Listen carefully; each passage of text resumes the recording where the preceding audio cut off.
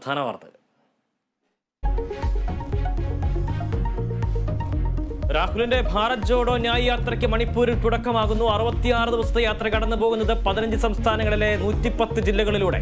മണിപ്പൂരിൽ കനത്ത സുരക്ഷ. സീറ്റ് തർക്കത്തെ തുടർന്ന് മുൻ കേന്ദ്രമന്ത്രി മിലൻ ദേവ്ര കോൺഗ്രസ് വിട്ടു.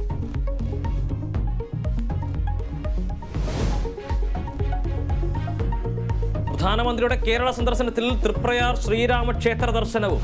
യാത്ര ഗുരുവായൂരിൽ നിന്നും റോഡ് മാർഗം. ക്ഷേത്രത്തിൽ പോലീസിന്റെ സുരക്ഷാ പരിശോധന. മോദി സംസ്ഥാനത്തെത്തുന്നത് ചൊവ്വാഴ്ച.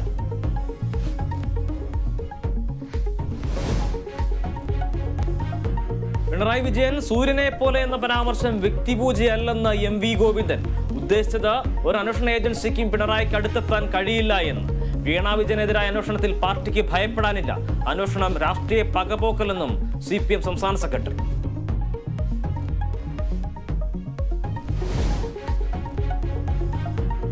MTക്ക് പിന്നാലെ രാഷ്ട്രീയ വിമർശനവുമായി M മുകുന്ദൻ. വ്യക്തിപൂജ പാടില്ലെന്ന MTയുടെ വിമർശനം ഉൾക്കൊള്ളണം. വിമർശനത്തോട് സഹിഷ്ണുത കാണിക്കണം. സിംഹാസനത്തിലിരിക്കുന്നവർ ജനങ്ങൾ വരുന്നുണ്ടെന്ന് മനസ്സിലാക്കണമെന്നും M മുകുന്ദൻ.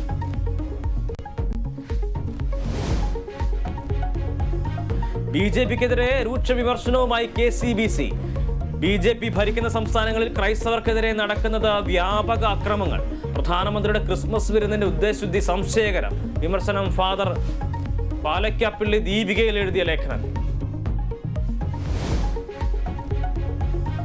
അഫ്ഗാനിസ്ഥാനെതിരായ 2020 പരമ്പരയിലെ 2ാം മത്സരത്തിന് ഇന്ത്യ ഇന്നിറങ്ങും. മത്സരം 7 മണിക്ക് ഇൻഡോറിൽ. പരമ്പര ലക്ഷ്യമിട്ട് ഇന്ത്യ.